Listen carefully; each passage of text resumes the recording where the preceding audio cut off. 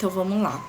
Para a gente entender a relação entre algumas doenças, as mais comuns, como diabetes, hipertensão, câncer, Alzheimer, enfim, para a gente entender a relação entre essas doenças e alimentação, eu preciso que antes vocês entendam uma coisinha. Primeiro, o nosso corpo, ele funciona com 3 fontes de energia, tá? E a gente come pra gente ter energia, certo? Uma pessoa desnutrida, uma pessoa que não se alimenta bem, uma pessoa que tá muito abaixo do seu peso, o seu corpo responde a isso, né? Uma pessoa desnutrida, ela não tem energia, ela sente sono o dia inteiro, se sente fraca, não tem disposição. Por quê? Porque ela não tem nada ali do seu corpo para tirar como fonte de energia, tá? Então todos nós temos 3 fontes de energia. A fonte primária do nosso corpo, aquilo que é mais fácil para o nosso corpo, é o carboidrato. Toda vez que a gente come carboidrato, isso vira glicose no nosso organismo.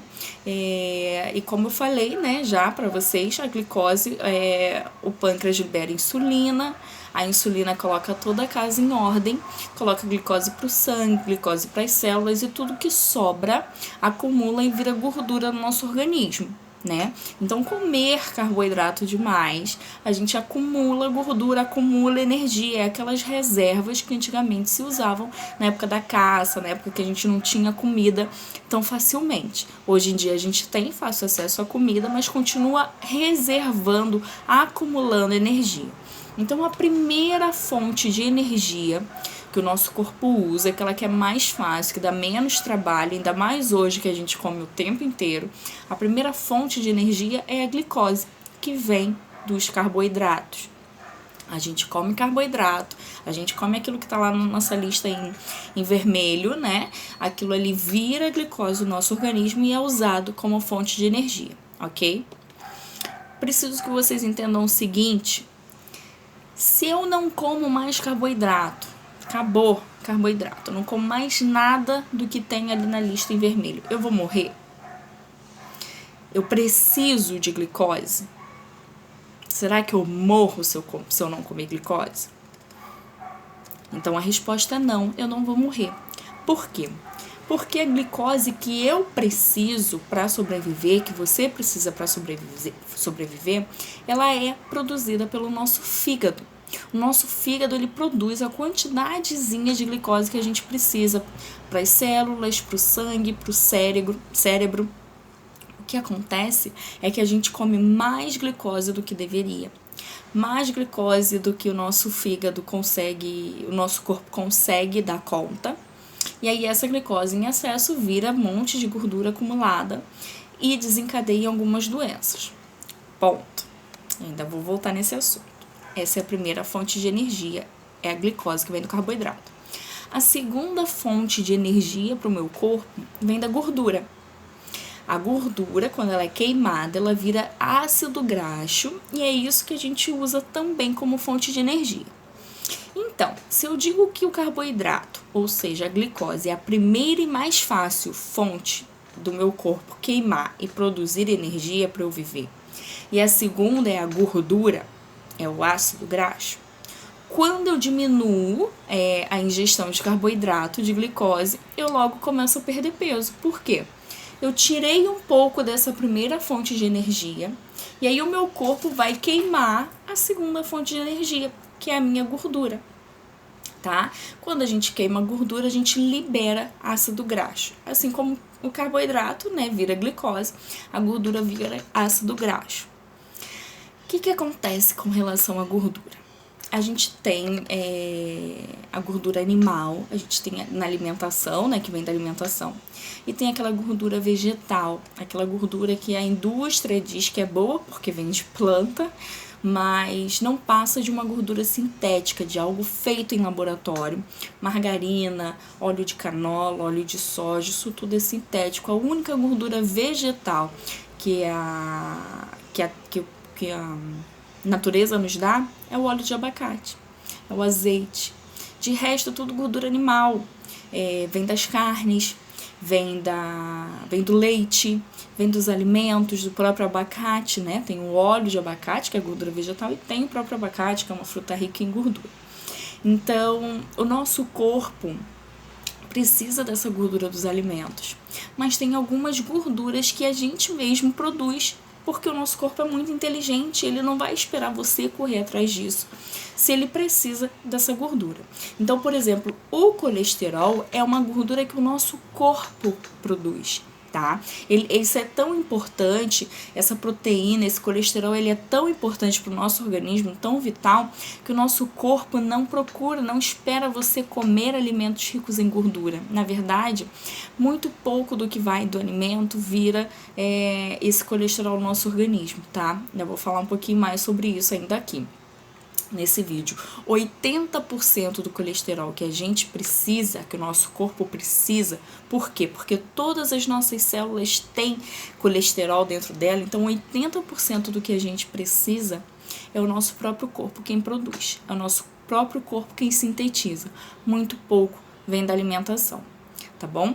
Então, gordura, a gente precisa dessas gorduras boas, e a que a gente não produz é a que a gente procura em alimentação, em suplementos, por exemplo, o ômega 3, o ômega 6, são gorduras fornecidas pela dieta, né? A gente precisa dessa gordura porque a gente não produz ela, tá? Então, vamos voltar. A primeira e principal fonte de energia é o carboidrato. E se a gente não comer carboidrato, a gente não morre, porque o nosso corpo produz a glicose, que é a síntese, é aquilo que sai da queima do carboidrato. Então, o nosso corpo produz o que a gente precisa. O que a gente come, né, que vai além desse que o corpo produz, é usado, é acumulado e vira gordura, fonte de energia. E aí a gente vem para a segunda fonte, que são as gorduras que viram ácido graxo. E aí, aquilo que a gente não produz, como ômega 3, ômega 6, a gente procura em alimentos. E aquilo que a gente produz, como colesterol, o nosso corpo não espera a gente comer, ele mesmo já sintetiza, ele já mesmo produz. A gente precisa do colesterol. E a terceira e última fonte de energia, aquilo que o corpo procura para queimar quando eu não tenho mais glicose da alimentação, quando eu não tenho mais ácido graxo da minha gordura. A terceira fonte, é aquela mais difícil, é onde o corpo vai, em último caso, queimar, é a proteína. Músculo, pele. Em último caso, o nosso corpo vai atrás de queimar proteína, né? Sintetizar a proteína, ou seja, vai virar aminoácidos para aí então eu ter energia, tá? Com relação à proteína, com relação a aminoácidos, a gente precisa de alguns que vêm da alimentação. E a gente também tem alguns que o nosso corpo já produz, o nosso próprio organismo já faz, já sintetiza a quantidade que a gente precisa para viver.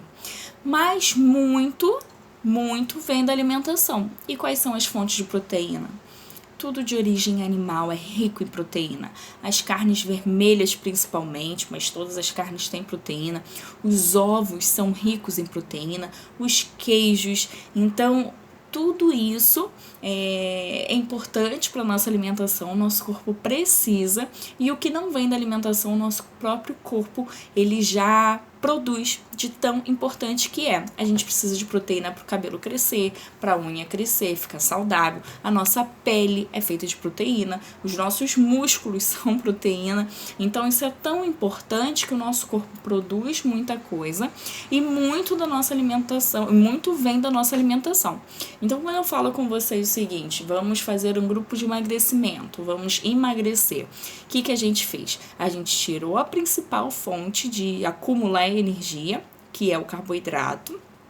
A gente faz o nosso corpo queimar a segunda fonte, que é a gordura, e a gente não passa fome, a gente não sofre, não fica fraco, abatido. Por quê? Porque eu tô dando o melhor alimento que o meu corpo precisa, que são as proteínas, tá?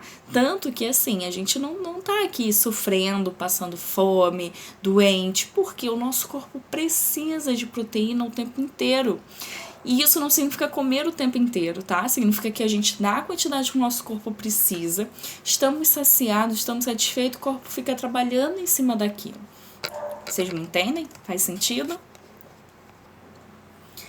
Então, entendido essa primeira parte, nós temos 3 fontes de energia. A mais fácil, que é o carboidrato, que é a glicose, que vem do carboidrato, né? A segunda fonte, que são os ácidos graxos, que vem da queima de gordura. E a terceira fonte são os aminoácidos, que vem da proteína, tá? Então, vindo aqui para a minha primeira fonte, o nosso corpo ele produz a glicose necessária para eu viver. O nosso fígado produz cerca de 200 ml de glicose por dia, sendo que a gente precisa mais ou menos só de uns 130 para as nossas células, para o nosso cérebro. A gente precisa só de 130, o nosso corpo então já produz glicose a mais, ou seja, uma energia a mais, aquela reserva, tá? O que acontece? O que acontece é que a gente come mais carboidrato, a gente manda mais glicose para o nosso organismo, e o nosso corpo, que está acostumado a lidar com 130 mais aí para o que precisa, e mais essa diferença aí de 70% ou 80% de reserva, ele tem que lidar com muito mais do que isso, porque a gente come o dia inteiro e come errado, né? Quais são as fontes de carboidrato? Tá aí na lista em vermelho. A gente já sabe que come isso desde a hora que levanta, que acorda, até a hora que vai dormir. Então, o nosso corpo, que deveria lidar com 200 ml de glicose, ele tem que lidar, na verdade, com muito mais, tá bom? Parte dessa glicose que a gente produz vai para o músculo, uma parte vai para as células, vai para o sangue, e 20% vai de energia para o meu cérebro. Já ouviram falar que não pode faltar glicose no cérebro, senão a gente entra em coma? 20% de energia do cérebro vem da glicose. Vem disso que é produzido pelo nosso fígado e que a gente come a mais também, tá? E ainda sobra aquela reserva no sangue, no corpo, que o nosso corpo usa para o que precisar. Quando a glicose chega no sangue, seja pela alimentação, seja pelo fígado, o corpo ele precisa transportar essa glicose para dentro das células. E aí, como que ele faz isso? Ele transporta com a ajuda da insulina, tá? Então, só para você ver como você produz glicose, quando a gente vai fazer exame de sangue, tem que ficar o quê? Em jejum. A gente não come nada e mesmo assim a nossa glicemia tá quanto? 80, 90, 100, 110, 120...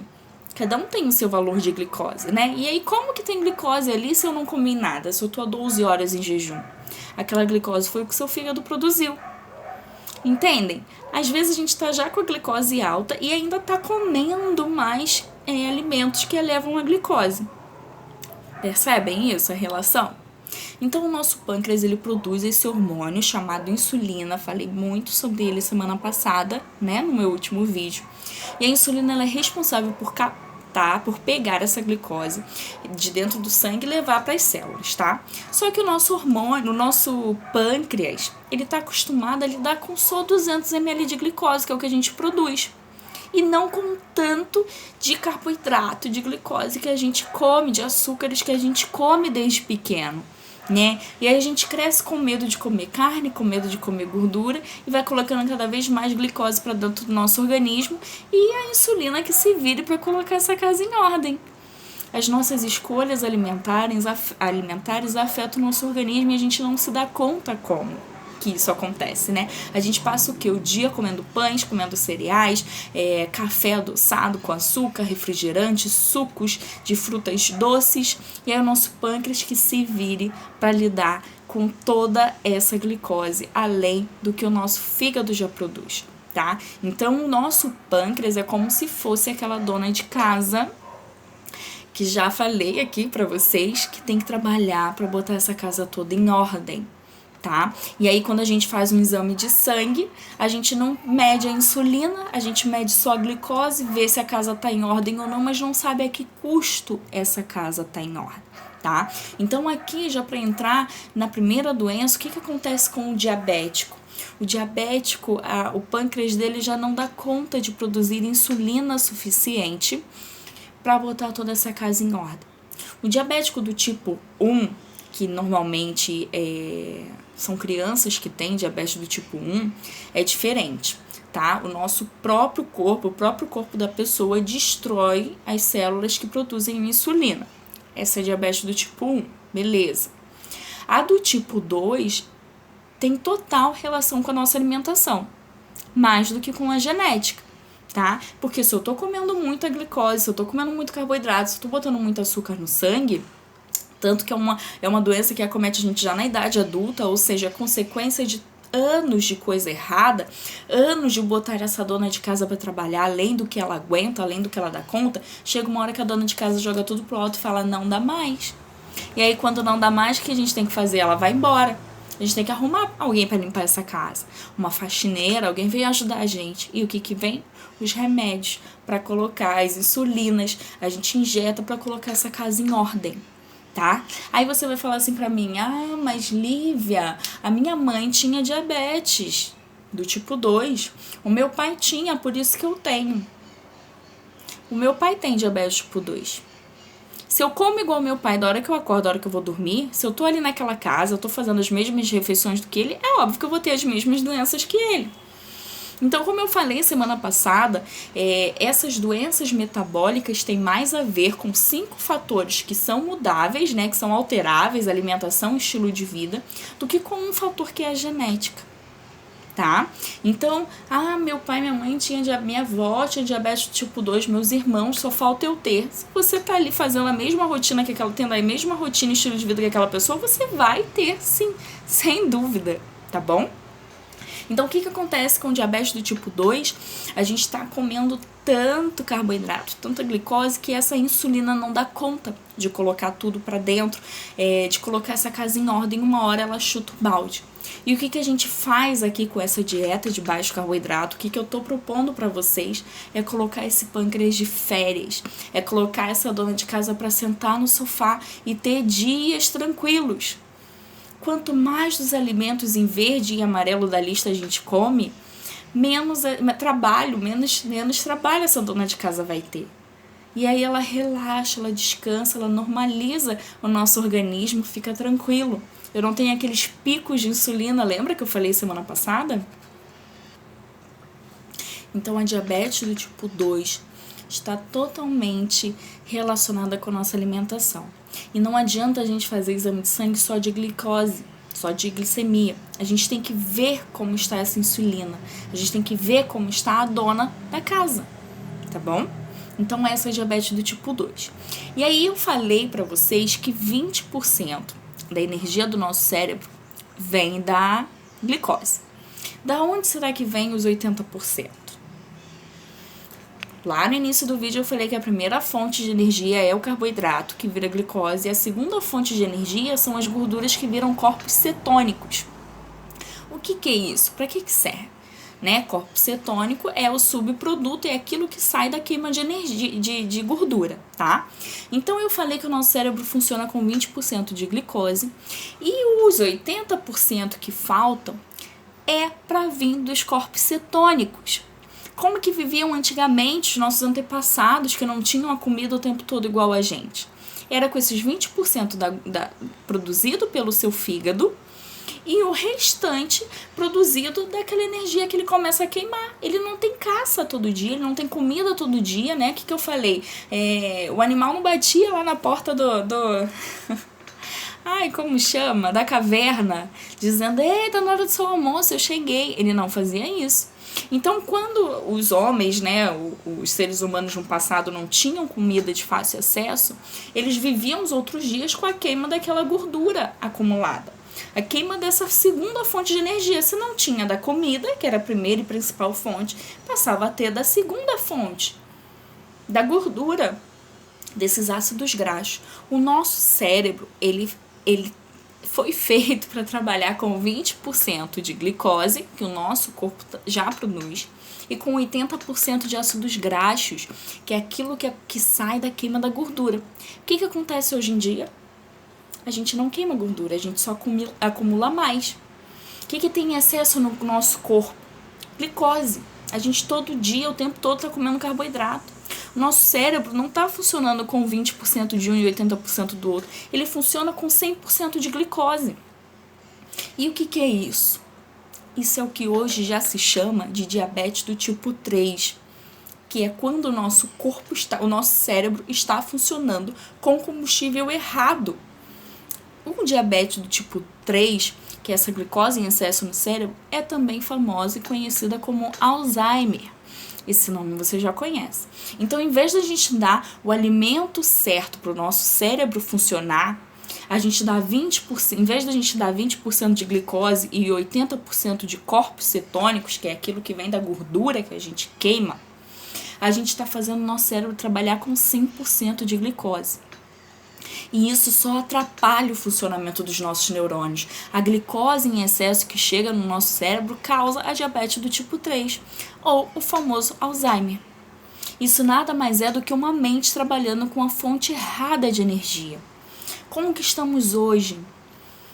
Cheios de depressão, cheios de pânico, ansiosos toda a vida. Isso não existia no passado? Já existiam umas gerações antes da gente. Conforme foi mudando a alimentação, essas doenças na cabeça, essas doenças cerebrais aumentaram. A gente está funcionando com o combustível errado. E aí o que a indústria faz a gente acreditar? Faz a gente acreditar que açúcar é bom, que comer de 3 em 3 horas é o certo, que fazer jejum, respeitar o nosso corpo é perigoso. Então a gente acorda sem fome, mas tem que comer o café da manhã. Por quê? Porque na propaganda diz que cereais matinais são importantes para a gente ter um bom dia, para a gente funcionar bem, e a gente não respeita o nosso corpo. Fora o fato de que a indústria coloca açúcar em tudo e faz isso justamente para nos viciar. Como eu falei, a indústria quer que a gente compre cada vez mais e mais daquele alimento, e para ela não importa quem é que está ali na prateleira pegando aquilo, para ela importa que aquilo saia da prateleira. Tá? Então a gente tem hoje açúcar chegando demais no nosso organismo, no nosso corpo, e gordura sendo queimada de menos. A gente não produz mais os corpos cetônicos hoje em dia. A gente está cansado, a gente está trabalhando fadigado por causa disso. Nossa mente não está saudável. Há pouco tempo atrás a gente não tinha tantos problemas mentais na cabeça, pessoas bipolares e tudo mais, com os neurônios doentes como a gente tem hoje. Então, o que já é visto lá fora e o que já é visto por alguns médicos e profissionais nutricionistas que têm se atualizado aqui dentro é o seguinte: quando a gente muda esse combustível do nosso corpo, quando a gente mexe nessa alimentação, tem tido casos reais e recentes de pessoas com Alzheimer ou tendo alta do psiquiatra ou pelo menos diminuindo o remédio, porque a gente mudou o combustível do cérebro, tá? Isso está relacionado com tantas outras doenças mentais também, tá? Tem gente tendo alta de psiquiatra, diminuindo o remédio por causa disso, e é uma coisa tão simples, só que a gente não se dá conta. Porque é o que eu já falei, a gente nem percebe o tanto de açúcar está comendo. Lembra quando eu perguntei quem aqui come o açúcar só da sobremesa? Esse açúcar é o pouquinho que a gente come. A gente está comendo muito açúcar escondido nos industrializados, e muito açúcar com sabor salgado, então a gente não percebe que é açúcar, tá? Então, entenderam um pouquinho sobre diabetes? A do tipo 1 é aquela que o nosso corpo mesmo acaba com as nossas células que produzem insulina, e aí é genético, e aí é mutação, acontece principalmente na infância, beleza. Mas tem a do tipo 2, totalmente relacionada com a alimentação, e a do tipo 3, que é o Alzheimer, também muito, muito relacionada à alimentação, tá? E agora eu quero falar sobre outra coisa. Então, eu vou falar agora sobre a relação entre a hipertensão e a alimentação, tá? O que acontece com o hipertenso? A gente vai no médico, vê que a pressão tá alta, ele logo fala para cortar o sal, a gente corta o sal, a gente passa a tomar um remédio, e aí tudo se resolve, né? Acabou o tratamento, a gente pode voltar a comer igual antes, e a gente pode parar de tomar remédio. É isso que acontece com o hipertenso? Não, não é isso. Né? A gente corta o sal e o médico fala para cortar o sal, ele dá um remédio e a gente fica nisso a vida inteira. E aí a gente fica anos hipertenso, envelhece. Eu sou hipertenso já há 30 anos. Eu cortei o sal já tem 30 anos, eu tomo remédio há 30 anos e não melhorei. A gente nunca se questionou isso, nem nunca questionou um médico sobre isso. Se o sal fosse o vilão da hipertensão, era só tirar o sal, certo? E por que não resolve? Não resolve porque a hipertensão está mais relacionada com açúcar do que com sal. Por quê? Por que está mais relacionado com o açúcar? Lembram que eu falei semana passada? Quanto mais da lista em vermelho eu como, quanto mais carboidrato, glicose eu como, quanto mais disso eu como, mais alta fica a minha insulina, né? E a insulina, ela é como se fosse a dona da casa. Ela é responsável por muitas coisas. O que acontece com a insulina alta? A insulina alta faz a gente reter líquido, tá? E aí, quando a gente retém líquido, a gente não retém só água ali. A gente também retém sais e minerais e retém sódio. Sódio tá ali dentro, junto com outros sais e minerais. E aí, quando a gente pega, né, como que descobrir a hipertensão? Pegaram essas pessoas que estavam retendo líquido, estavam com a pressão alta, e aí, ao investigar esse líquido, encontraram grandes quantidades de sódio, e aí ficou por isso mesmo. Hipertensão é igual a muito o sódio elevado, é muito sal na comida. Só que aí o tratamento não faz sentido. Você tira o sal e continua inchando, continua hipertenso, continua, né, tendo essa doença. O sódio, ele é muito importante para o nosso corpo, e ele é tão importante que existe um mecanismo no nosso organismo chamado bomba de sódio e potássio para o controle eletrolítico, para o controle da água no nosso organismo. E isso regula totalmente a pressão do nosso corpo, tá? O problema do hipertenso não é que o sódio entra na célula, entra ali e fica acumulado, retendo líquido. O problema é que não sai. Porque entrar, ele entra o tempo todo, as células se hidratam e tudo mais, entra água, entra eletrólitos, entra vitaminas e minerais, e o problema não está em entrar, o problema está em não sair. Quando não sai, a gente começa a ficar inchado, fica com aqueles edemas. Fica com esses edemas, a gente fica cheio de sódio na corrente sanguínea e, consequentemente, aumenta a pressão. Então, o problema não está no sódio entrar, está em sódio não sair. E por que ele não sai? Lembra que eu falei dos picos de insulina? Quando a gente come muito carboidrato, que a gente dá aquele pico de insulina. Esse pico de insulina, a insulina, ela tem a capacidade de promover a retenção líquida. Então, quanto mais alta a insulina, mais eu estou retendo líquido. Quanto mais baixa a insulina, as minhas células, os meus vasos conseguem relaxar e todo o líquido extravasa. O que acontece? Esse sódio, quando eu abaixo a insulina, o sódio sai junto com a água, tá? O que acontece com algumas pessoas que começam essa estratégia que eu estou propondo para vocês? Se reparar, as pessoas desincham logo nos primeiros dias, vão bastante ao banheiro e sentem muita sede. Por quê? Porque estão desinchando, a insulina baixa, a água extravasa da célula e junto leva o sódio. Tem gente que tem dor de cabeça, tem gente que tem tontura. Por quê? Tá desidratando e tá perdendo ali sais e minerais. Como que eu resolvo isso? Repondo água, sais e minerais. Então, uma água com limão espremido e um pouquinho de sal, eu tô repondo esses minerais que o meu corpo precisa, tá? Sem medo de ficar dentro da célula. Ela fica dentro da célula quando a minha insulina está alta. Então, o que acontece? O que tem se visto e se estudado, que os pacientes que entram nesse estilo de vida, de baixo carboidrato, nessas dietas, nessa mudança de alimentação, deixa de lado esse quadro de hipertensão, e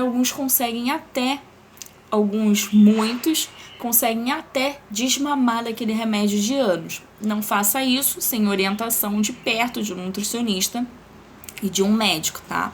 Aqui a gente tá tratando de um grupo, eu quero que você entenda, não quero que você saia cortando o seu remédio, tá bom? Até porque eu corto o remédio junto com o médico e junto com o tratamento acompanhado, com uma alimentação bem certinha, tá bom?